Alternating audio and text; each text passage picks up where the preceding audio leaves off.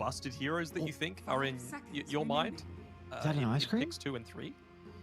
That is an How ice did you cream. not bring that up?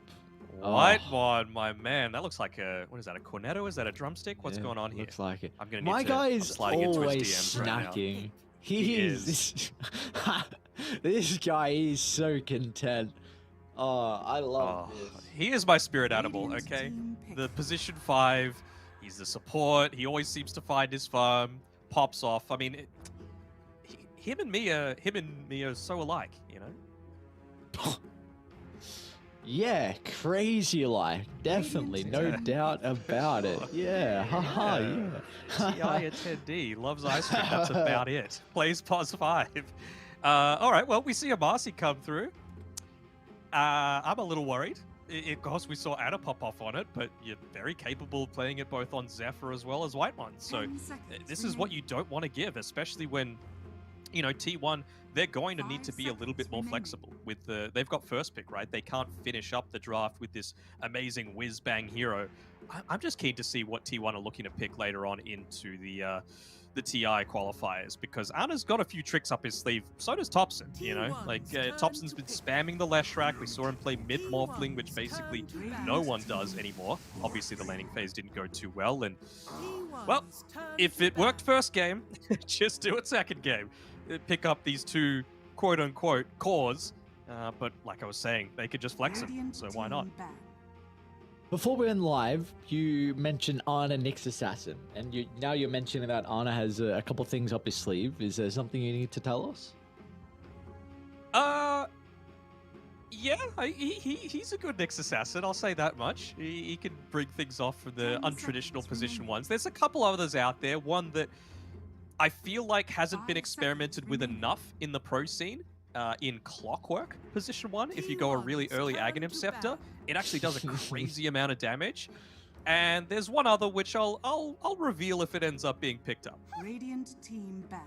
Okay, keep the sources hidden. So, T1, identical draft in the first phase and the same bands as well. Ancient Apparition, Terrorblade, and the Puck. The first two, the first one in particular, no surprise with the answer to the Morphling. The Terrorblade is interesting, because I thought the Morphling was a decent way to play into TB. I do think it's a little bit different now with the E-Blade build not being viable. That was a big way for you to be able to blow him up, but obviously, I mean, Topson is incredibly comfortable on the Morphling, so it seems like he's worried about this particular matchup, so maybe it's changed a little bit over time to be a bit more TB favored. So that's another one I'm surprised about. I didn't bring it up in game 1 because I thought it was draft specific, but yeah, it looks like he's at least doesn't like playing it into that matchup. Sorry, I'm just staring longingly into Whitemon's eyes as he eats his ice cream right now. I wonder if they're actually going to flex up this Marcy to be in like a position 5 or a position 4 role, just because look at the bans that Execration have gone for this time. No Chen, no Primal Beast, so the timings are much later that T1 are going to need to hit. They finished that game in 30 minutes. It felt like it could have been done in 22, to be honest. So the Treant Protector, of course, is going to slow things down a little bit in terms of who they're protecting against pickoffs globally. So I feel like something like the Marcy probably won't get solo kills against, what was it, Pudge that died a couple of times, as well as the Death Prophet solo. So that won't be happening. And they just won't have the tower pushing tempo or the team fight starting tempo. So it really does feel to me like this might be, for example, a Viper coming through from Cuckoo and backed up with a Zephyr Marcy, who still has the potential of diving in, as well as being that frontline presence and backing up a Viper, which is just still an incredibly strong lane.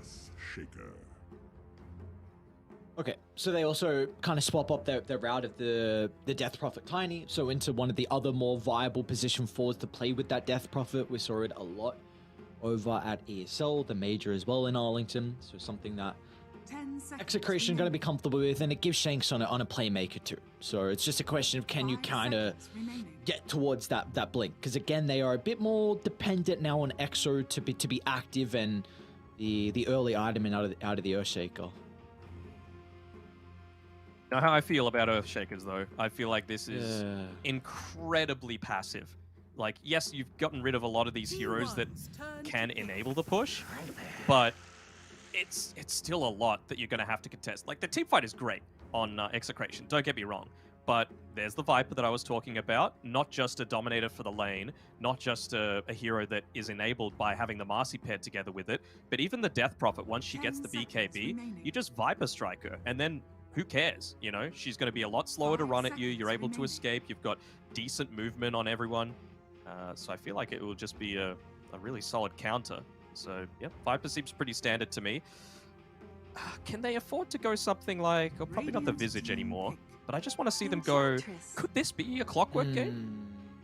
Could this be the position 1 Clockwork? All right. I've got concerns right now that T1 are very single target. So I'm wondering if Execration are going to be... You owe me an ice cream if it's a position 1 Clockwork after this Enchantress, by the way. I don't owe you shit. I'm not saying if it is going to be or isn't. I'm trying to speak about Execration. Care. I just want an ice cream, man. I just want an ice cream. Go buy your own ice cream. Go bully T1. Go bully them. I would never bully T1. What have they got to do on Execration? What were you thinking? I would think they'd be considering going down a PL route because I think T1 are very single target and it's a nice answer to the Viper. They're going to show the Shadow Fiend again, so I mean, I don't blame them. Like, Bob, he won his matchup versus Thompson on the Morphling mid. So they're like, let's run it back. But we saw what can happen last game if T1 play a lineup that is very, very fast tempo. This could be no different. Like, yes, you're not playing with a Chen, but Enchantress can be very similar where you just get active across the map, look to bring a creep to rotate. You can have a Marcy position 1 playing super active like we saw from Ana. So I feel like it really could be no different in the playstyle from T1. Nature's Prophet ban leads me to think it's a Clockwork coming through for the offlane potentially. It could happen. I mean, the Enchantress as well is something that we haven't touched on that much either. I mean, Whitemon Enchantress is like pretty next level. It was one of his best heroes like in the world for quite some time.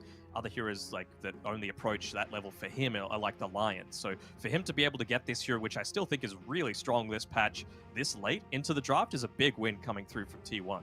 I think they just need to up the tempo even further. Like, you just don't want to wait for this big team fight to truly come online. And even if you go aggressive and Execration wins a team fight off the back of all of these big ultimates, it's going to be early enough into the game that you've got an Enchantress that can push, a Viper that can help push, a Marcy that can help push, and then you can just go again. Like, your respawns are going to be like 20 or 30 seconds, so who cares? Okay, so because we are looking for a 1/4 here for T1. What are I think it's the 1. Okay, so what is a hero that can help push the tempo? Clockwork. Okay, can you list some others then? If a clock doesn't get picked up, what can play a Bounty very Hunter. similar? So this is the other thing. All right, so you've just given it away early on. Like, there's no reason why you would say a bounty hunter if this is something that Arda doesn't have in his back pocket. So we've got a potential of position 1 bounty. Okay. I mean, look, even just the Nature's Prophet and the Treant, right? Bounty doesn't do that well. You're very single target focused. So I feel like that's pretty significant. He's being kind of quiet right now, though, Ana. He was actually telling me of the story of back when he was playing with OG. I forget if it was the first iteration or the second or the third. A Pugner instead. Okay, interesting. It does stop the Shadow Fiend from spamming you down. I guess if he's quiet, that means that he's not really... it wouldn't be his hero that was being contested, so it's going to be the position 1 Morphling, you would assume. Or the Marcy, who knows? But basically, when they were doing the drafting, sometimes he would just watch, like, time-lapse videos of stuff decomposing, whether it be like wood or, you know, food or whatever. Okay. He would just sit back and be like, oh, that's interesting. So he's just like, that's his contribution to the draft a lot of times. Like, he is a good enough player that you just give him a few words and he says what a lot of people do in like 20. So I think for Execration, you're going to need a Nullify builder as the game goes on. I'm also a little bit scared on if you go for like a true position 1, because you do have a bit more greedier heroes in regards to Shadow Fiend who can scale with the right click. Like, DP's going to need a little bit of space. BKB and level 2 and Exo is important. Earthshaker as well needs Blink. So I don't even know if they can go... Pierces magic damage, does damage against the Enchantress, gets rid of the Viper poison attacks. I don't think that's too bad. No, I think everything but the Morphling matchup is fine for the Jug. So yeah, there's nothing in this game that's good against everyone, unfortunately. Exactly. That's a great point. You're never going to get a hero here that's going to be best suited. And So Lycan will be the route they go down, which I really do not mind. They're even going to swap it up as well. It's a Palos Death Prophet. So position 1 DP, Tino's going to be playing the Lycan in the offlane. Something we were mentioning is just the fact that T1, they are very, very single target. Like a big reason of why they went down for the Phantom Lancer to be banned out, the Nature's Prophet to be banned out. So this Lycan is going to prove to be a very, very big issue for T1. It is, but it's an offlane Lycan into an Enchantress lane. So it's not really like you could use the Wolves all that effectively. Enchantress is just going to yoink them straight away. It'd be just as effective into you. So it's not exactly the easiest lane to have to play into. And of course, Earthshaker, very low damage in lane. And if you're not able to play off the back of the Wolves to do a bit of the harassing, I feel like Whitemon is just going to have the freest time possible in bullying these heroes away and making sure that Ana gets a lot of that free farm in the top lane for the Dire. I don't know, dude. Thompson's smiling a little bit too much. You're chuckling a bit too much with this Pugna pick. Of course, another hero that he's just saying, you're not raising me. You're not raising me down this time. I'm just going to plant my Nether Ward and see what happens. I mean, it's a really, really good Pugna matchup into the Shadow Fiend. You got Ana playing the Morphling now, so you see the true flex that T1 are already shown, which is going to be such a scary thing for other teams to face. It doesn't matter if they drop down to the lower bracket, if Execration take this series, or if they move forward to the upper bracket. Just the fact that T1 are now showing that their capability with being able to play multiple heroes in different roles is going to be a drafting nightmare. My other question is, what does Tino actually build this game? Because if you go Helm of the Dominator, you're up against an Enchantress. Like, that's a pretty big window where you need to use that Dom creep to be able to farm, oftentimes on the back of pushing. And I feel like you just need to have the perfect team fights go your way on Execration, where T1 show up to a fight that they probably shouldn't, and then off the back of the Exorcism, you take a tower, you know? And that opens up the map where you're able to farm a couple of more camps, which gets you your Helm of the Overlord timing, and then until you're level 20 on the Enchantress, then you don't really care about the enchant quite so much. But there's going to be that big, like, probably like a 10, 15-minute window where you're just able to do whatever the hell you want into the Helm of the Dominator before you get that Overlord.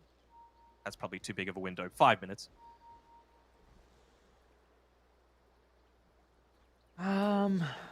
Yeah, I'm not quite sure. I feel like it's key as an item build though. Like can you ever see the Lycan defer from the Overlord? Shocking. Not really. I mean, what other options have we had since Necrobook was removed? I've seen the occasional Desolator if they really wanted to up the tempo a little bit, go Presence Aura Effect buildings at level 15, especially considering you're into a Pugna, so maybe you don't want the Shadow Raise damage because you want to be much more of a right-clicking style on this SF. I'm just spitballing here. Yeah, no, I get it. I'm with the spitballing. I don't know, like a Wraith Pact into a Deso like you mentioned. We'll see. I do think Wraith Pact is going to be... the Overlord is pretty core, especially in a game like this. But like you mentioned, there's going to be a very, very awkward timing here for Tino with how that Helm Dom is going to be affected. And even as the game goes on, like Enchantress will have that level 20 talent if she wants to go down that route. So, well, yeah, we'll see what the play is going to be out of Tino. I do think this is a lane that they should be pretty comfortable on. We'll keep tabs on mid, though, because this is really... We had a lot of back and forth. Bob getting those 2 solo kills prior, but this is going to be a completely different matchup against the Pugna. Are playing around not the greatest amount of HP, so kind of sharing that in common with the Morphling from what we saw previously. Thompson, though, already able to get more CS in the first 2 waves than he did previously. One thing that is a little unfortunate for Execration is that they don't have the greatest heroes to be able to take advantage of this new Lycan change, where Howl is now global if you use it during nighttime. Like, not the greatest right-clickers. It might just be used for the attack damage reduction component if they're trying to go for an aggressive moment on like a Viper and a Marcy, just for that 25% damage reduction. What are our thoughts here on with Palos playing the Death Prophet down bottom, and of course the flex that they've also shown with the Lycan in the side lane? Like, do we feel like Palos is going to be able to match up relatively well into the really strong Viper Marcy?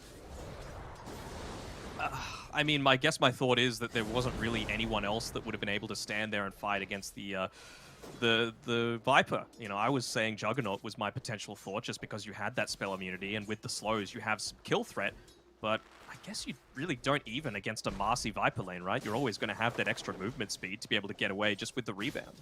So, yeah, maybe just wanting to stand your ground a little bit more against this, and then if they do dive you, I'm kind of expecting Vincenzo to be holding on to a few points here just to make sure that he gets the living armor off if a dive does happen and he's not exactly there in the lane. We see the other side lane as well at the moment. Tino's done a very good job with his micro, just keeping the wolves away from Whitemon. But I guess it's also then he's leveled up the wolves and not particularly using them to much effectiveness. But as soon as they're about to expire, just runs them towards the Whitemon Enchantress, get a little bit of harassment out. But it does look like both sides are finding their farm.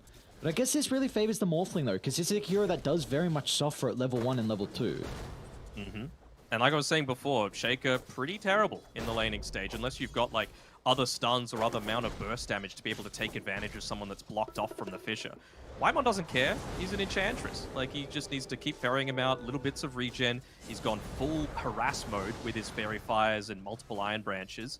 And again, you can't just summon the wolves and help them assist with last hitting because you're just going to get them stolen away. Mid lane, Bob, is he going to go for these Thompson? Oh no! Another solo kill from Bob. Couple of mangoes pop, he just charged in. It gives him the outplayed voice line once again. Well, we saw how that worked last time, so I'm not sure if you want to be dropping it so quickly. Bob, he's going to go all the way back to base, pick up the boots of speed and a Windlace just to make sure he's able to connect on through. Vincenzo's doing a really good job to put some pressure onto Cuckoo to try and zone him away from the Death Prophet, but Cuckoo plays the distance, makes sure the poison attack continues to stack up, and now Zephyr's also hunting Vincenzo on the tree line, so T1, they're going to find a double kill for Cuckoo down bottom.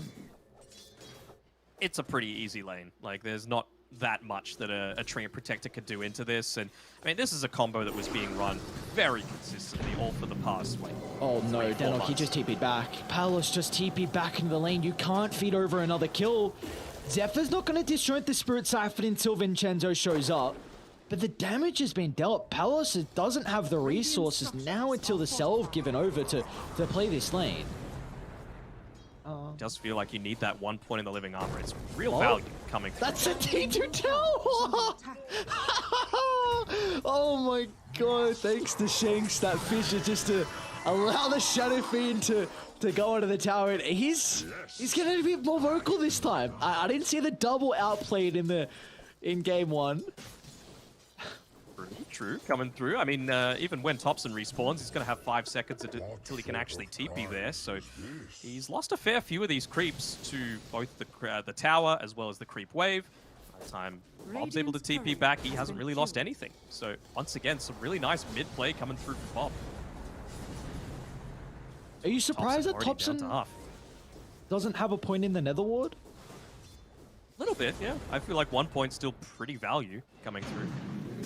Bottom lane, another attempt onto Vincenzo. And with the Treant Protector being completely isolated from any trees, Cuckoo and Zephyr can chase him down. And the fact that they're giving Cuckoo such a strong start can really enable Zephyr to start making some rotations.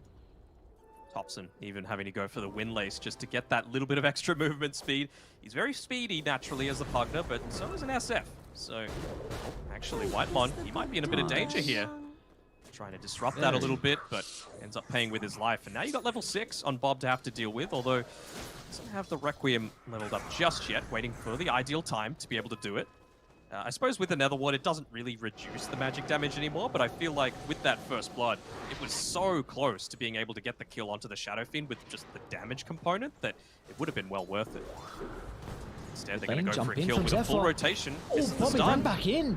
He's got the Requiem leveled up. He's going to try and charge up the ultimate and set up for the raise combo. As Bob says, no, he's still going to be a little bit cautious here. Trying to secure one of the power runes. It is going to spawn down bottom. The Fissure as well to hold Thompson into place, but Bob's got some issues in regards to the cooldowns. The one that's happiest about this, though, is Palos. Like, he has finally been left alone on this bottom side. Vincenzo, he's positioning himself a lot more aggressively. To try and scout him away. They see the fact that Marcy's coming back to the lanes, so Palos, he needs to get out a lot more quickly than this. He might be paying with his life. It looks like that's going to be the case. Beautifully done from Cuckoo. Disjoints the Spirit Siphon. Zephyr's going to hold his on. But as long as they keep the poison attack stacking up, and Cuckoo will do just that. Dominating streak for the Viper. I'm not sure if that's miscommunication or just underestimating the speed that Amasi is able to quickly connect through to the rest of the team. Like, he saw, Trio Protector gave vision of the fact that Marcy was coming back into that fight and, well, wasn't fast enough to back off. It lane again. All this free network. Ooh, it's a lot of damage, man. If Bob gets a triple raise combo, anyone dies under that. Thompson's still playing fearless, though. It wouldn't be Thompson if he wasn't playing like this, though. Maxed out the Nether Blast, trying to get some damage in onto the tower. I suppose, well, never mind. Don't play too fearless, sir. Long raise on cooldown. Got Whitemon nearby him. Now he's going to turn it around. I think maybe he was trying to say, use the Wild Wing Ripper, get the push back into my Nether Blast. Can they look to get it? They might even be able to scout out Shanks here with the Wild Wing Ripper. There we go, gives the vision, gets the pushback, gets the body block. Great team play coming through there. Is it going to be enough, though? One more right click. Yeah, they'll find it. Meanwhile, top lane, Ana gets a solo kill onto Tino's liking. So he, once again, is off to an incredible start. I feel like it's... I don't want to call it selfish, but this is what I was talking about Shadowfiend's in some trouble as well. Mid lane, Thompson gets the kill, gets a region. Is sitting pretty in the resources, and our tier 1 tower is going to be in trouble. It's only going to take a lot of harassment. Even getting the kill off there onto the courier. Whitemon, he's just being a menace, standing in the way. Going to try and harass him down a little bit. The tornado, I don't think is going to be able to slow him down enough, but Zephyr definitely will. Tosses it back, gets some additional damage through. Vincenzo, the tanky Trio Protector, will end up going down. All the while, mid-tower, it's being harassed too. They can kill Bob again. He is in trouble. Jenks has got great position, but they know that he TP'd back in. They can go now. Tower's dead. There's nothing to really prevent T1. Zephyr just making sure not to immediately reveal himself, but they should see his courier coming through, so Bob, wisely enough, backs off. What I was saying before was, with the way that Tino has built this Lycan, I don't like the fact that he hasn't got a single point in the Howl. I think you need 1 point in it just to make sure that bottom lane is a little bit easier.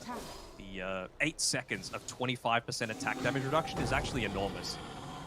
Tino will charge up the shapeshift. Shanks has just been able to juke back into the T1 tower, so Whitemon's going to look for a TP out.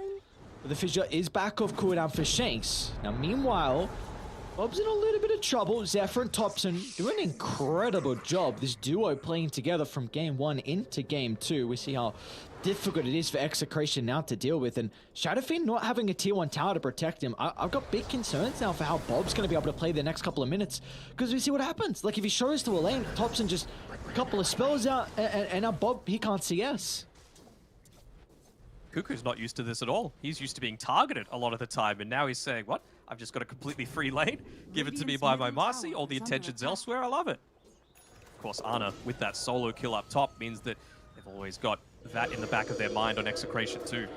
They want to take this tower. They need to open up the map a little bit. Will Thompson look to make the rotation? He's got the DD rune bottled, and yeah, here we go. He's coming in right on top of Tino. He's just going to buy them some time. Thompson's on the south side of the fissure wall, so we can still move on forward for more. Bob's even going to consider about rotating as well, with the triple raises. Will answer the initial trade from Execration in tier 1, but they've still got to be cautious though with Thompson nearby. The force to be reckoned with, but they do have a really good ward for Radiant to play with. It's going to scout out the position for the Pugna, so Bob tries to charge up the Requiem, but again, it's going to be up to the summons from the Enchantress. Whitemon scouting out Bob in the tree line. An easy kill, and now they can look for more, but Zephyr, a little bit isolated from the team. He's got Thompson to the north. He's going to look to try and Zuck away the life of the Lycan, and with Ana waveforming forward as well, but Ana's going to be cautious for the moment. Has the attribute shift to play with, and damage will be lacking from Execration, so they're going to push them further away. He was walking forward for the Echo Slam and he just gets enchanted. Wasn't able to get it off. I mean, the reason they went for that play so aggressively is that they have the vision advantage, right? They've got the Enchantress creeps they're able to scout out with no risk coming back the other way. And the fact that the Earthshaker had been taken out. That is the main priority right now for T1. Make sure Shanks dies. So I want to see him have a lot more defensive positioning come through from him. Like, he's only just picking up his Tranquil Boots now, not even getting close to either an Aghanim Shard or a Blink Dagger, but his life is so valuable just for the fact that you can cancel out this life drain. It's basically the only thing that they've got that's able to do so outside of the silence from the DP, which Palace hasn't even leveled it up yet. And it's huge that Execration with their first EXO of the game barely tickle the tower. I mean, half health with the first EXO is not enough when you bring multiple members top, so it's going to force even more heroes from Execration to just secure this, and now for T1, this can open up the map. They can look to get aggressive elsewhere, maybe secure the T1 tower down bottom, or look to dive Bob onto the T2 tower. Zephyr. Definitely a different playstyle we're seeing come out of him. Dire's top tower has fallen. Cuckoo as well is going into the drums straight away, so he just wants to enable his team off the back of this very successful start to pick up the tempo even further. I mean, it's not a Marcy position one that is going to fall off later on. We know that a Viper is super capable of flash farming. We know that a Pugna can. Thompson, he doesn't farm creeps though. He farms heroes. So it's really just all making space for Ana, who's... I was about to say he's been pretty active. He's only been involved in 2 kills so far, though, as Whitemon, once again, this is what I was talking about. He's a menace, man. You can't let Whitemon have his Enchantress at the, 8th pick of the entire draft? 8th hero pick? So the smoke, a bit of an interesting path from Execration from top to mid. Their side of the map they're going to look to reclaim. Heavy commit. They'll run into both supports at the moment. Zephyr's going to be targeted down. Tino with the combos enough to get the kill. Now meanwhile to the north, Whitemon. Yeah, good luck. This goddamn Enchantress, not an easy person to bring down at all. They're going to need the Fissure to keep up. Looks like Palace instead with the Exo and the Spirit Siphon will do the work. This is what I was talking about before, right? You use the shapeshift, you use the exorcism, you've got amazing team fight, but when you don't have them, they're very quick respawns coming through for both the Marcy as well as the Enchantress. So T1 is setting up. They're trying to push the lanes out a little bit and then just connect through and push on forward. Radiant's bottom tower has fallen. Thompson trying to go for some solo kills here in between 3 heroes right now. We'll be able to harass them away at least, but yeah, just a very aggressive positioning coming through from Ana as well as Cuckoo, realizing that they just don't have the tools, the resources to be able to take them down at this stage. They've got that drum as well, going into the very early Aghanim Shard as well on Cuckoo, realizing that that is probably an area that they are lacking a little bit, the tower damage that's coming through. Yeah, and with Ana getting all the space in the world that he would ever need, did you feel like Execration, like this is a ticking time bomb? Is this Morphling? Oh, hold that thought, mid lane, Thompson. The Requiem charge-up's going to be there with the Fissure as well connecting. Vincenzo steps through so the chain control is enough to hold Thompson down so Bob can get the damage pumping out. It's a big kill for him to find. Bit of a streak getting closer towards the BKB. It's going to be really important for Vincenzo to get his Blink Dagger. I mean, we've been talking about the Earthshaker a little bit, needing to go for his, but just important on that tree. And just to get the turnaround. They're lacking in stuns, so every one that they're able to land is worth its weight in gold. Ana will see this Observer Ward, can look to clean it up, and will. So really removing a lot of the map presence that they've got right now on Execration. They're playing essentially blind. Like one Observer Ward at the top, where Tino's playing on top of, and one for the river, scouting out some of these power runes. Okay, so you mentioned that you feel like Ana is going to be that ticking time bomb in a game like this. How can they look to address the Morphling then? Well, I mean, I was talking about it during the very early stages of this game, is that it feels like T1 need to take a bad team fight, and it's just on Execration to be able to punish that and use Exorcism into another objective. Open up the map, get an Aegis. But T1 are disciplined. They're not doing that. They're making sure to play separately around the map, realize that we haven't quite hit our timings yet, but we've got strong heroes that are able to play early. And I mean, this is just Thompson Dota. He's nearly finished up his Octarine core, and it's 16 minutes in. Yeah. Top lane, at least for Execration, they're able to get a kill. Tino does require the shapeshift out of him, but this is going to give him a free wave or two and the bonus gold from the kill to work towards the Helm of the Overlord, which is now coming out on the courier. That's a big timing for sure, just to be able to keep these lanes pushed out. Top lane's pushing in pretty heavily with the Helm of the Dominator creep with Siege. Oh, okay. Nicely done. He tumbles toy away. Yeah, just before the blast was able to connect. This tower is still going to take a little bit of damage. They've got the Creep Wave and the Wild Wing Ripper. Thompson's not going to get another blast out, however. Force Anna's TP back. I was about to say I wonder if they go for an aggressive play, but if anything, that just means that you're okay with not losing anything else. It means that you actually feel confident in defending bottom if T1 did go for a dive there. But it's still so important for them to hit their own timings on Execration. They don't have a BKB on Palos, they don't have Blink Dagger on Earthshaker, they don't have Blink Dagger on Tree and Protector. Those are the big three that you're going for. I suppose BKB on Bob as well. So every little moment's going to be super valuable. Still 44 seconds on Anna's TP, so if you wanted to connect through to this, you wouldn't be able to. Do they just give this one up? Maybe they've learned a lesson from the last game and are just going to back off, have Shanks here to try and slow things down a little bit, but not actually fully commit. They might just go onto the T2 tower if they see the Earthshaker. Fissure's chucked out. They're even got a glyph as well, so Palos will now reveal his position. That's a call from Execration. They get something. Radiant's bottom tower has fallen. Okay. You can tell Shanks wants that juicy Netherward. Just that little bit of extra gold to be able to get closer to that Blink Dagger. But mid tower going down does help matters. Now though, where can you play? Almost no vision. Just underneath the tier 2 mid. I like this one. It's probably where T1 are going to be looking to go for some smokes, but they might also expect that this is where they've got the vision, considering mid tier 1 tower is the objective that just falled recently. Fold? Fell. English is hard. It's okay. Yeah, I do English goodly. I do English goodly. I think I mess up way too often. It's okay. I'll give you a break. We're Australian. We get a pass. Oh, I'd love to hear that. Our native language is Australian, but not English.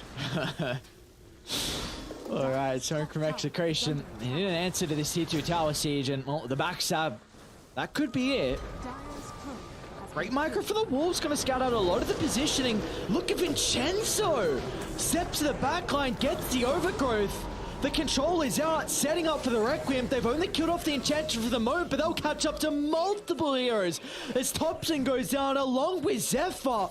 And not only do they win the skirmish, now they can move into the pit. That wasn't even necessarily a bad fight for T1. The one that I was talking about that could potentially turn this game, but still just some great positioning coming through from Vincenzo. Sometimes it takes that moment of individual brilliance to be able to claw your way back into this. And with the exo damage, you're going to be able to take down that Aegis, give Bob a little bit more freedom to be able to get his next item. He's already got the BKB, hasn't had to use it just yet, but it's signs of hope, even just on this top side, right? You've got a range creep there, so no backdoor protection. Zephyr's doing his best to try and clear this one out, but it's some more damage, and they used the glyph for the tier 1 tower mid previously, so you're not going to have that multi-shot available. Get the creep! There you go, though. Get the creep! Easy. Oh, we got kills across the map. I'm watching it. I'm watching Helm of the Overlord go down. You're watching creep gaming. I mean, plus 200 gold. Not as much as I guess what Vincenzo gave, so probably got to keep tabs on the Trin Protector. Did die to Cuckoo, getting him closer towards his BKB. He's already got one component completed. Ugh. Thompson's got a arcane rune for himself now, so that feels good. Another kill. Dying solo is kind of a big deal. I mean, Bob, I like the way that he's playing up here. I want to have one more person playing a little bit closer to him. Of course, Shanks just acting as a little bit of backup right now, but you got to put more pressure onto this tier 2 tower. He's got the Aegis to play around. He's got the BKB. He's going to try and take this tower. And Palos, his job right now is just stall. Stall out the game.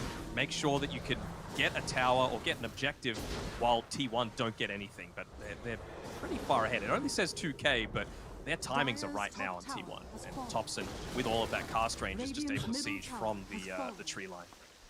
Finally, Arna wants to show off as well, even pre-BKB. Just comes in, a couple of right clicks, helps secure the tower. So T1, even down the Aegis, feels strong enough to be able to claim out some of the map. We'll see how long they want to stick around, though. It's going to be important for them to, like you said, just really limit Execration from getting towards his timing, because they are very, very close to it. Now, I have a question for you. Oh. What do you think about Gaben's read on this game? Have a look at the old Dota Plus.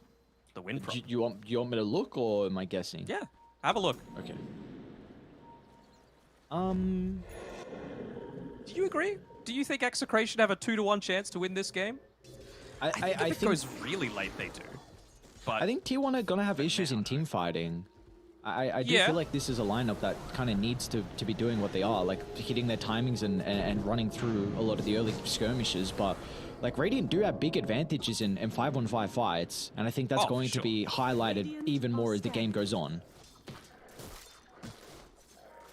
Doing a pretty good job of shoving out these lanes. Smoke from BKBs on your important targets. Good hop, great position for the Pugner. Gets out under cover of the Glimmer Cape. So they will not be able to see his positioning, but Execration is still pushing on forward for more. Gonna try and claim some of the map, seeing if anyone's home by the triangle. Do they see Cuckoo? That's the better question. He's playing around this bottom tier 1 tower. They do now. Feels kind of a... Yeah, there we go.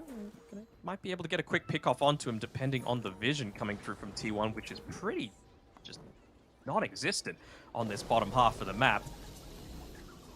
Can they do it? Can they claw their way back into this series? They've had a pretty decent start, and at least they claim back their outpost as well, so a bit of experience going back their way.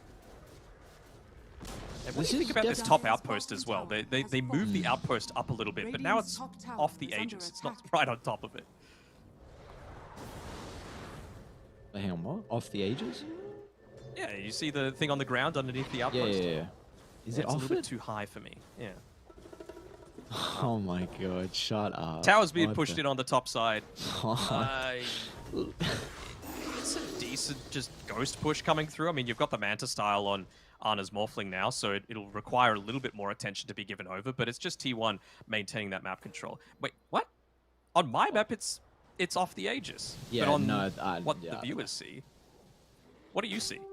I see the same. It looks fine to me. I don't know. Oh. You're complaining. Understandable though. If it's... No, I trust you. It's fine. Bob mid lane. Aegis still for 30 seconds. They gotta be cautious. Smoke's gonna pop instantly. No one pops detection. Oh, they're just running forward. Bob gets the Requiem. He's gonna try and target down Thompson, but there's no follow-up. Finally, Fisher, where's the damage? Thompson's fine, and Ana shows up. A waveform in with no hesitation. As Execration, they've got to get out. They messed up the side of the fight. They committed too heavily and didn't find any kills. Very heavy commitment, but without your Death Prophet. Death Prophet is the sustained damage that you've got in a lot of these fights, and it's what creates space for someone like the Earthshaker to come in with that big Echo Slam, for you to get the big Blink Overgrowth response as well to some of the BKBs that they've got on T1's side. So the fact that they weren't able to land that, the fact that you were forced to go in first and just get a solo Overgrowth onto a Pugner who's already Glimmer Caped, was not so ideal. There you go, on the high ground. Tino has the TP potential to be able to get back. He's going into the Nullifier that we were talking about towards the end of the draft as a potential response to this Pugner. He's still at least one item away from it. The Helm of Iron Will, about 1,000 gold away. I was just wondering at something. Now I'm trying to remember what it was. I was like, hang on, this make... Oh, yeah. Why is Little Friend's 6-second taunt? That has to be too long, right? That seems crazy. I think you're... No, maybe not a Helm of the Overlord. I was about to say, I think you're overestimating how much damage it does, but yeah, not if it's a Helm of the Overlord creep. 6 seconds, though. Like, sure, if you don't kill the target... Well, yeah, sorry, if you kill the target, it's gonna... No, I mean, it's worth it. Doesn't matter how long the taunt's gonna last for. But 6 seconds is a long time for a 1,400 gold item, right? Yep. Like, is this not, like, core in every game now? I feel like this is nuts. Any game that has something, some kind of creep, you know? Eidolons or okay, sure. Beastmasters. If it's not, like, jungle creeps really don't do that much. Lane creeps don't do that much. It's actually Execration on the offensive for once. Jump in. Onto Bob. They're going to try and pull him up. They might be able to do so before the BKB. Bob's out. Thompson gives him a tip as well. He'll get him back for the laning stage. Now with the rest of Execration, they're hanging around Ana. Ana's going to be cautious. Shanks is in with the combination. The chain control needs to be perfect, and it is. Execration hit back. They stick around. There we go.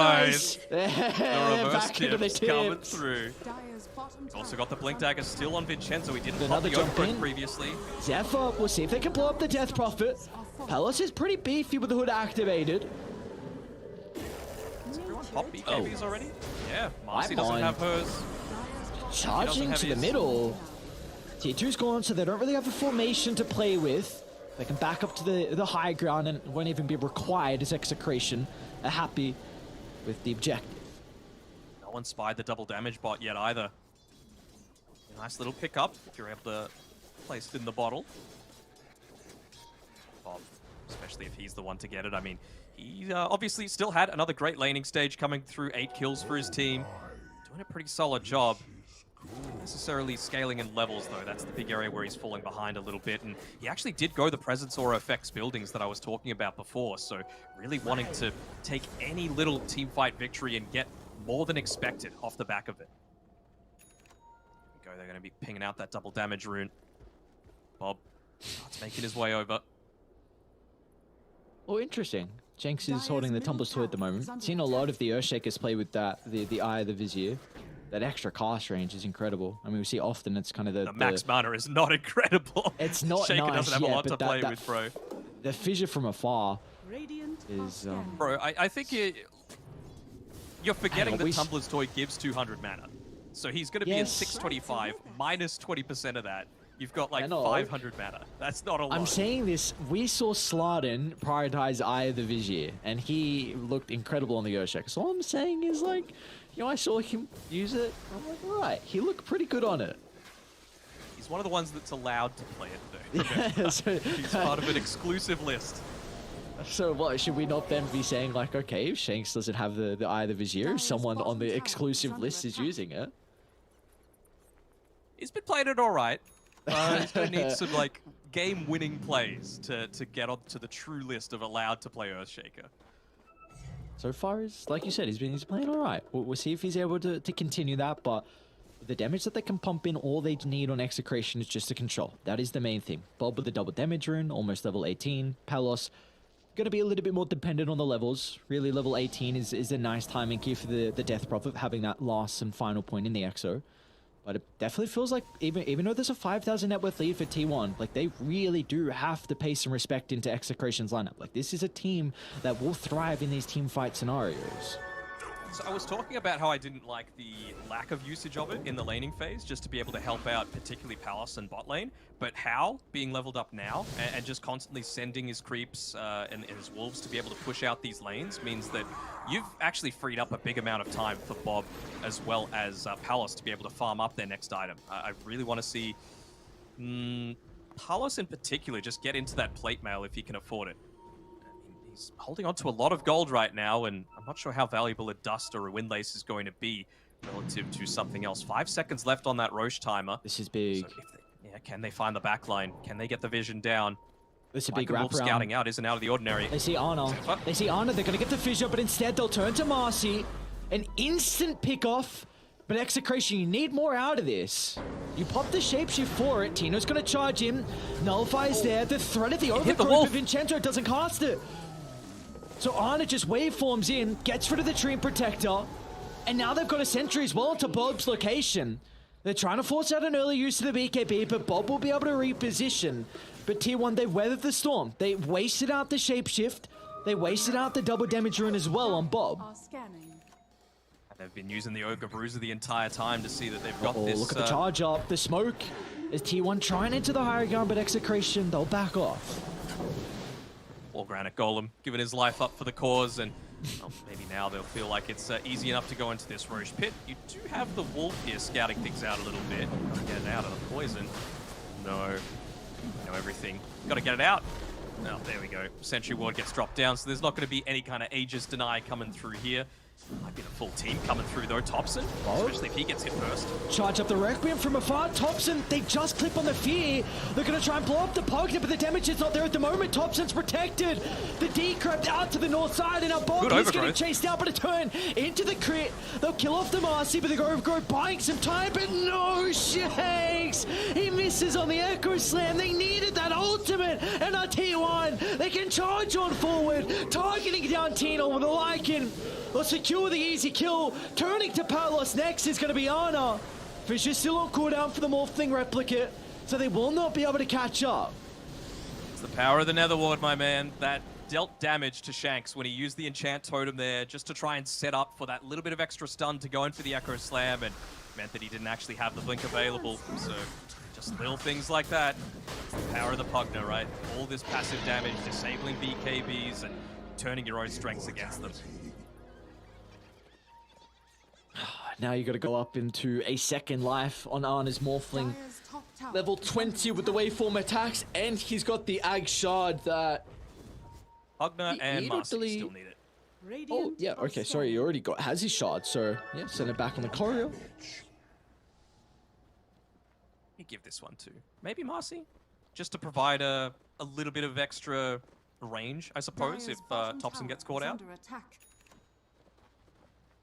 Maybe Thompson just wants the cast range on the Netherward. I don't think we'll see a multi-Zuck coming through, unfortunately. The glizzy. The hell is a glizzy? Some Zuma type? I shouldn't even said that. Cuckoo. Yeah, Oh, I no, thought I figure it was something like that. Ah, no, Shanks, get out. Who's gonna go for a TP? He'll be fine. Okay. So Bob is cruising out, but T1. I mean, this is. Do you feel like this is an Aegis where they can poke the high ground? Oh, for sure. I mean, they have Echo Slam back up, I suppose, and Exorcism as well, but this is a chance for them to just get the lanes pushing back out in their favor. It's daytime as well, so Tino isn't going to have that Howl just to assist with the split push coming through. Obviously, you've got the Ancient Black Dragon to be able to do so, but they're just trying to look for pickoffs right now. So Thompson, with his Boots of Travel, can join at any time. The Enchantress, there's always going to be a creep that they have to TP onto as well, so I like the way that T1 are splitting up the map. If they catch Palos. They will be able to. Oh my god, what was that damage? That's Enchanted Quiver, my man, alongside of a Marcy with Sidekick and everything maxed out, stun on stun. Radiant's middle tower is Pretty under devastating. They're just, again, trying to trade up top here on Execration. It honestly feels like the most that they can do, even if it's just getting the glyph out to enable a future rat play. attack. Radiant's middle tower is under attack. Can't fight without the Death Prophet. That is your source of consistent damage. Dire's top tower Just is under standing attack. up here, providing that little bit of the aura from the Helm of the Overlord. Radiant's middle barracks has fallen. They're going to lose a lot pretty damn quickly. Not even bothering for the range racks, and Radiant structures Bob just trying to are put his fortified. body on the line as well. That glyph isn't really going to Dire's top juice tower any of is the under backdoor attack. protection, though. Dire's top Mid's tower already pushed has in, but fallen. they're going to back off as soon as they see that the Lycans come on back. So at least they get a tier 3, but you lose a tier 3 and a melee racks in exchange. Could have been worse for Execration for sure, though. Definitely could have been worse, but we just see how difficult it is for them. Like these fights, what do they need to do differently? Is there a location we need to see them fight around? Is there a hero that just has to be killed off at the start of the fight, otherwise they won't succeed? Anna feels like Pugna needs to die. You know, he's been pretty quick at getting off the Netherward, Glimmer Cape, Lotus Orb. It's just everything that's going to enable, for example, the well, himself to cast all of his abilities, right? I feel like Thompson's being very greedy with the use of his Netherward, just because he needs to. He needs to be able to get rid of that silence. He needs to be able to remove the overgrowth from people. Eventually, it's going to get to the stage, level 25, where overgrowth is undispellable, but you are a long way away from that.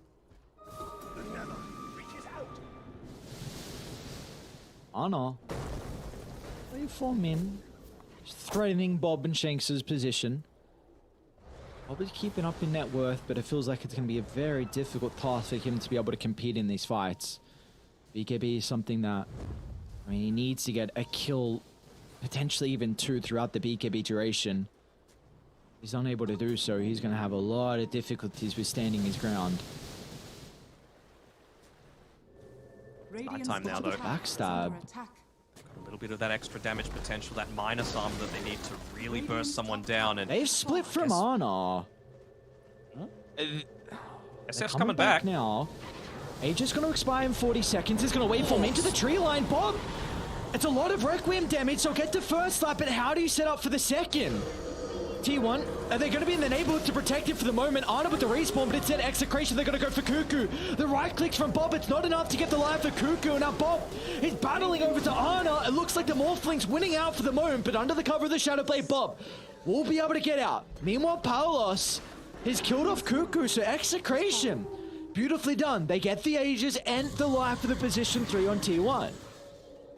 Cuckoo was a little deep, you know, even as this Viper being backed up by a Marcy, probably can't expect to extend your life that far deep. He was basically right next to a tier 3 tower, pincered between the Execration territory. That's the job of Zephyr. That's he didn't have to pop the BKB that time, but you really need that consistent damage coming through. You need to make sure that that Viper strike is getting in onto the Death Prophet to not let Palos have quite as easy of a time. Still though, with the Shapeshift being popped, with the Requiem being used, and the Overgrowth, and the Exorcism actually, they feel like they could just look to go again. Whitemon sitting on the front lines with that pipe, slowly pushing forward. I mean, he needs to. He needs to try and slow this down a little bit, wait for those cooldowns, and even one wave is significant enough. Worth using that Shiva's Guard. All these cooldowns only about 15-20 seconds away. Got a double damager in as well for the Shadow Fiend. Scary prospect if you do not siege fast enough in T1. They're going to back off and look to smoke. Maybe connecting with Cuckoo with this mid lane shoving out. Potentially the possibility is to go through mid and into the jungle, and that's where the line is drawn for them. They don't have any vision to play with at the moment, so it's going to be up to Whitemon to pop a ward as soon as the smoke is popped. Bob's got pretty significant damage now. I mean, he's got the crit damage and the fear from the Necromastery. He's got the Silver Edge picked up. Some solid right-click coming through there. +3 damage per soul as well. They know what's coming, though. Walking underneath the outpost, flaming it. So they're going to need to back off entirely. Ooh, Vincenzo might need to TP immediately, and he does. So again, it's just getting into those items, you know. Small items are going to do a lot for Execration and their capabilities of defending this high ground. 4 staff, just giving that little bit of a way to create some space away from the Viper, away from the Pugner, but got to join the fight now. Arna's gonna... Oh, the Manta! No, no, no! Arna, what have you done to them? Oh, there was the DD popped as well. They dropped everything to try and blow him up. Some people, I don't understand how freaking good they are at Dota. Holy shit. Yeah, that's some pretty next level plays going through there from Arna. Just able to land that at a moment's notice. I mean, this is TI Grand Finals Ember Spirit level play. Wait. Oh no, Thompson's even got a Lincoln's now. Good luck going through him. You said that was really the target that Execration had to try and blow up. Thompson is providing them so much in the team fights. Getting rid of that Nether Ward and his overall damage and sustain is going to be important, but now that he has this extra defensive item to play with, it's going to make it that much more difficult for Execration. Oh, he's even got a timeless relic too. The Nullifier too. Like, Lycan has nothing else that's going to be able to proc it, so it's going to hit the Lincoln Sphere, and then you've still actually got the Decrepify for yourself. Maybe Lycan, you're of course, purely physical. Forced to have the Icefire bomb like he does at the moment, maybe with the Shaman, just to kind of get through the Lincolns. Yes. They got any good neutral items for it? If they get the Witchbane, they can use it for that purpose.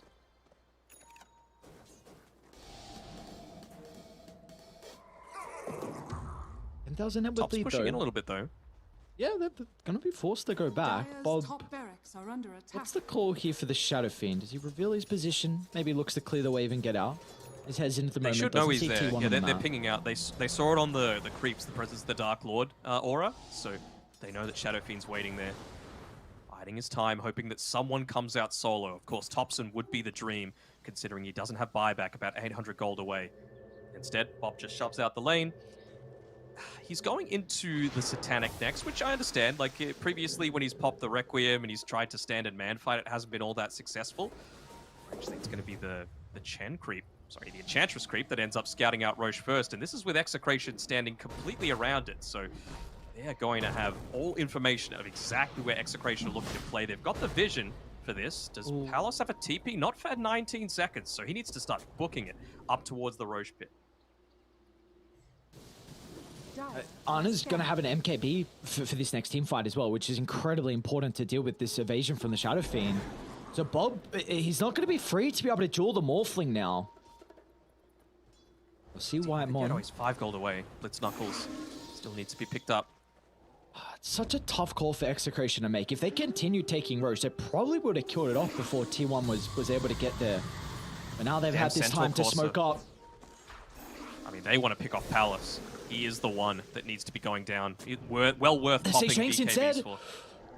Shake is pretty important as well. Smoke's gonna pop on Cuckoo. Palace gets the X all along with the BKB, but the damage coming out. Arno just ripping apart the life of the Death Prophet. He doesn't have the armor to stand his ground as Arno's doing too much damage. He'll turn towards the Tree Protector, getting rid of another component onto Execration's lineup. And it's gonna be a miracle for them to turn over this team fight as Bob's charging into the middle. He's gonna BKB TP up, but Arno's damage. Ooh. Definitely got it. He was right there on point, waiting for the bash. He even had the extra cast range, or attack range rather, from the Penta-Edge sword. And that is a free Roshan being picked up for T1. It's got the Aghanim Scepter on it as well, so what are we looking at here? Are we looking to give that over to Ana and just have a quick look over at Mr. Earthshaker and say, hey, what's going on, buddy?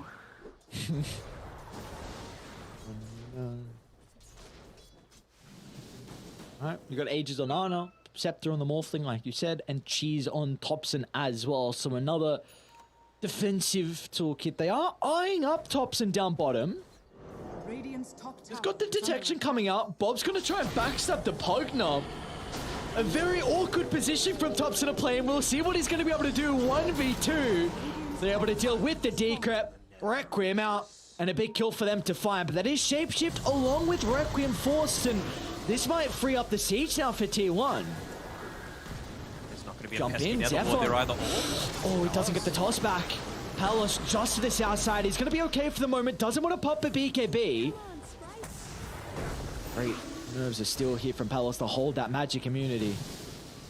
Doing a good job to push out this bottom side as well, forcing T1 to potentially make a rotation back, stop their aggression, not get the absolute most out of the Aegis. They still do get the level 25 though Dire's bottom tower on is Ana's under Morphling, attack. and they are forced back.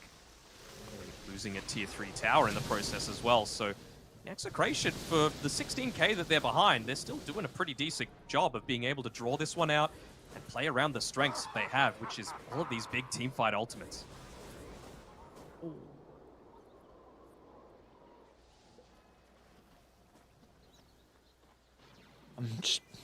We were speaking about earlier that if Ana could kind of reach this critical mass where it was kind of a ticking time bomb, and I mean, it's 10,000 net worth over the Shadow Fiend. Of course, that Ag's Blessing is very much helping out with the net worth, but I'm trying to see if Bob's ever going to reach a time where he is something that has to be a force to be reckoned with. He's having an incredible game, 10, 4, and 7, but I don't know if the Shadow Fiend can do it all by himself. I mean, just having a look at some of the neutral items that they've got as well, do they help at all? Not really, to be honest. I mean, again, no targeted items either, so you're not going to be able to easily get through that nullifier. They had to do it previously with what did actually pop the Lincolns last time? I guess it was the nullifier, and they were still able to kill him on Thompson. It might have been a creepy hat as well. I'm not quite sure. I don't remember.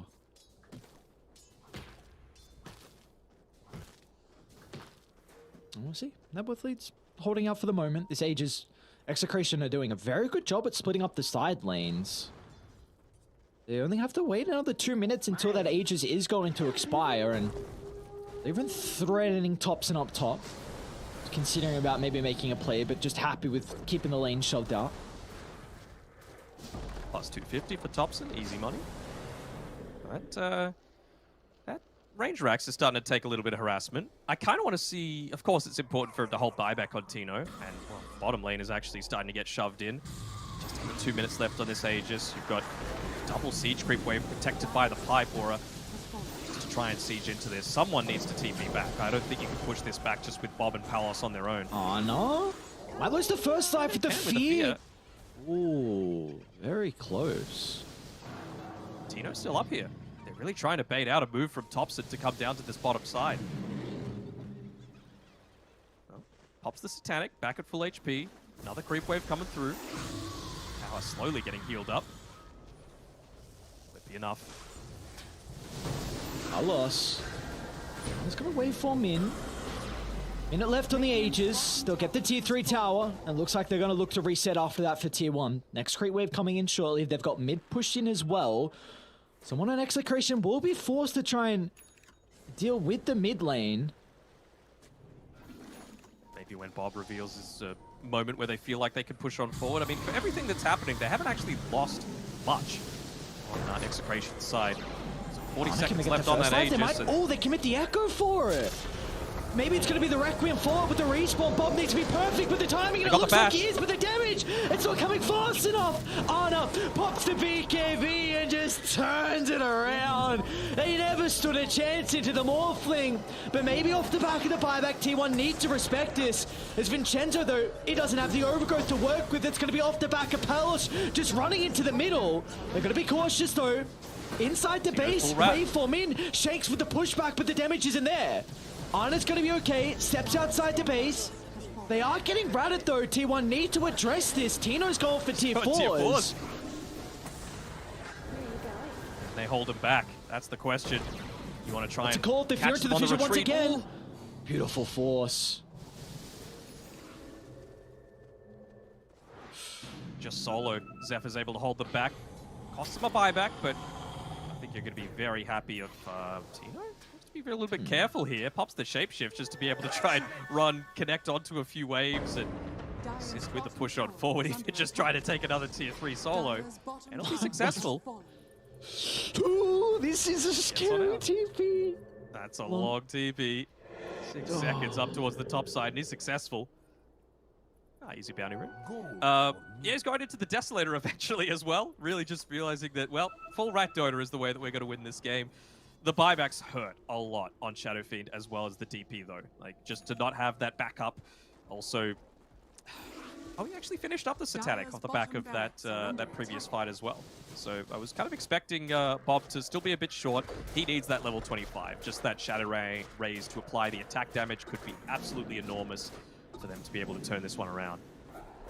I wonder what the call is going to be now for Execration. Because you have really opened up a possibility for you to look to just completely avoid team fights and just go for the rat and look to base race. You have this Lycan to be able to buff you up. The damage from the Exo, even the Shadow Fiend, you mentioned the level 15 talent, the presence or affects buildings. I think there is a real possibility for Execration just to say screw the team fights if they feel they're that far behind and just look to take another route in trying to rat instead. Still got such good team fight though. They might find Whitemon here, but you don't want to commit onto this with Bob's life. He is way too valuable, especially with no buyback available. They can get the break onto the Enchantress, though. They might be able to take her out really quickly. All right, that's a free kill. Can't stick around for too long, though. Get the jump in. He's going to pop PK sleep, and now with the bashes, Bob's in trouble. He brought back Prior. You need to use everything to keep the Shadow Fiend alive, and they've got nothing in the tank. Bob goes down, dead for 2 minutes. This is the window now for T1 to close out this series. Shanks trying to do his best to keep the bottom side pushed in. I'm sure he's going to layer out a Fissure. A couple of extra usages of the Enchant Totem just to try and push this one away. Just the Havoc Hammer as well to try and clear that one out. I respect it. It's about the delay game coming through, but can you delay for 100 seconds? I don't think you can. Shapeshift. They might look for the Echo as well from Shanks. They're going to jump in, but the control's not there. Tops and steps out to the left, but still Tina with the damage. He might go for Cuckoo as well. Nullifier's there. Cuckoo's going to pop a VKB. Not really holding for the moment. So Tino's just going to look to TP out instead, recognizing he can't continue the chase. And on the other side of the map, Palos popped an Exorcism as well. And Ana's in pursuit. Waveform's still on cooldown. And it looks like they're okay. Execration. They're doing an incredible job to stall. Mm-hmm. Shanks is nearly online to try and be a little bit more of that core as well. I feel like you get to the stage where you don't want to hold buyback on the Earthshaker. You've already used it on 2 cores. This next fight might very well be the last, as Shanks can't be giving up your life for free, though. Oh, Cuckoo. Just not quite there, but that's the Aghanim Scepter on Shanks. If he wants to buy it... You can't lose anyone. Really Vincenzo... Oh, he's got a buyback at least. It's an early glyph forced out as well. 30 seconds until the Shadow Fiend's back alive. T1 push incredibly fast, though. Good stalling from Shanks. I mean, they're going for the tier 4s. Tino's in. Alice, you have to fought back as commit. well. Palace is in trouble. Arna trying to lock onto his target. One tier 4 down, through to the next. Dire, they're going to be able to siege much faster than Radiant. The Shadow Fiend won't even have a possibility of respawning, because look at the damage coming out from T1. It's going to be a miracle if they can hold it on Execration. And even though Shanks finds a double Echo Slam, it is not enough. As T1, with the debut of the new roster, they are able to take down Execration 2-0, and they will continue on in the upper bracket, moving on to at least the upper bracket semi-finals to face RSG. It was a bit of a scary moment there for sure for T1. You know, they had a really good start to the game. They knew that these team fights were eventually going to come online, but just a couple of instances of poor positioning coming through from Execration. You could tell they're a little bit disappointed with how that one turned out. They had the draft to be able to take the win. It was just a couple of times where, unfortunately, people caught off the mark. I like the adaptation, though, going for the full rat play on Tino. He did the best with what they had the capability to play with at that stage. 15k behind, you got to go for something different, because clearly up until that stage, what you'd been doing hadn't been working. So even though he was, I think, 4, 10, and 15 on Zephyr, I think he was the best player that game. Like, he enabled Cuckoo, he was very aggressive with a lot of these rotations, he picked off individual targets, his build going into that early basher netted them a couple of TP escapes that didn't actually end up popping off. And even just doing simple things like popping the sidekick onto Ana when he wants to dive into the middle of the team fight, when he's ready, when he's online, it just feels like the Marcy was the one to carry this game for them. And I think there were a lot of concerns and question marks leading into the qualifiers for T1. A lot of people didn't know what to expect, because the previous iteration of T1 were having some real big roster issues. I mean, we saw an example of that was Zephyr. He was kicked off the roster. They put Raging Potato in, they moved Cuckoo to a 4-3. They kind of went back and forth for the ESL qualifiers. They were having some really big issues, but the opportunity arose for Ana and Topson to join. Cuckoo, Zephyr, Whitemon, at least the core trio still sticking around. And again, a lot of people were hesitant. They weren't sure how this roster was going to be able to shape up, if there would be playstyle issues, if there would be communication issues. But that first series, I think, gives a lot of hope to Tier 1 fans. Like, they looked dominant. And I know Execration, with going down 2-0, and Game 2 was a lot better than Game 1, but this is no joke of a team. Like, this is definitely a team that I was expecting even to upset T1 in this series, or at least force it to a Game 3. So the fact that T1 looked this convincing is really important, not only to them and their confidence, but a lot of T1 fans as well. Yeah, absolutely. And my biggest question mark was, can Zephyr adapt his gameplay? And he did. Like, he played an exceptional Primal Beast in game number 1. Even the Marcy, like, playing much more of that sacrificial style, not necessarily around these huge teamfight ultimates, just being that initial presence in the team fight, being the one to roam around, even if it means Whitemon actually being the one to pick up a little bit more of the farm. That's the way you need to play. You need to be a little bit more sacrificial. And I like the fact that they seem to have drilled it into his head that if we're going to have the greatest amount of success with this roster, to truly enable someone like Ana to be paired alongside Topson, it really feels to me like Topson's kind of taken him under his wing with, like, the running into people 101, I think, is the class that he's taking right now. So it's clearly been a success. He's passed with honors for now, but it's just the first semester. We got plenty of semesters left, and we'll see if he's able to graduate and go all the way to TI at the end of the SEA qualifiers. Yeah, well, they're in good form, and at least we get to take a look at the bracket as well and the position they're in. So we've already had to say goodbye to one of the teams. Unfortunately, TNC were the first to be eliminated, and we're going to be out and done into the best of threes here for every single game, except, of course, the grand finals, the best of 5. But the important thing is we get to see how the upper bracket is looking. Talent versus Polaris, they're able to 2-0 their earlier series. We had all 2-0s today. Very interesting. Southeast Asia with how competitive is, but we see how the lower bracket's shaping up as well. That's no easy team at all. A lot of those series are going to be incredibly competitive. The one I'm looking forward to most, or rather the 2 series I'm looking forward to most, are those 2 upper bracket games. Like, 2 out of these 4 teams are going to TI in some capacity, whether it be group stage or last chance qualifiers. And honestly, I think all of them would be worthy to be able to get there. So there's going to be one team at least that's going to feel very, very unlucky about missing out. Polaris and RSG, I think they're going to surprise a lot of people. And it might even be Talon and T1, the 2 grand final favorites, let's call it. Well, there's still a couple of days until we get to that one. Lower bracket action tomorrow, where 4 more teams, unfortunately, are going to have their TI dreams dashed. Yeah, we get to see how the schedule is going to be shaping up. Digma Galaxy C up against Xerxia. Then we got Neon against Atlantis, Execration Summit, and then to close it out, Lilgun Army Geniuses. So should be an exciting time. I think the order for that's a little off. Don't worry Yeah. about it. It's, there we go. And it should be all good. I think maybe Little Gun Army Geniuses is actually the first one of the day anyway. But doesn't matter. We'll be doing the last 2 like we did today.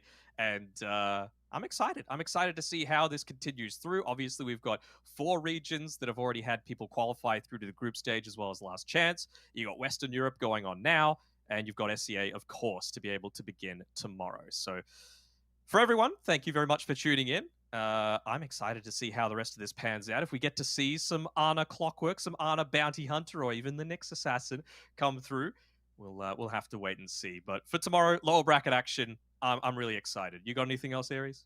No, nothing else. At least what we were able to see today out of T1 in particular was incredibly exciting. I know you just mentioned multiple other heroes that Ana could play, but the fact that we saw him dominate on a Marcy position 1 and the Morphling as well, not only him, but T1 looked incredibly strong, and a lot of the other teams in Southeast Asia look strong as well. This is a competitive region with 4 more days of action here for the regional qualifiers. 3 teams will go over to TI, with 1 team at least guaranteeing a spot in the group stages. We got plenty more days of Dota action. Get some sleep, get some food. We'll see you guys back here same time for some more Southeast Asian TI 11 regional qualifiers.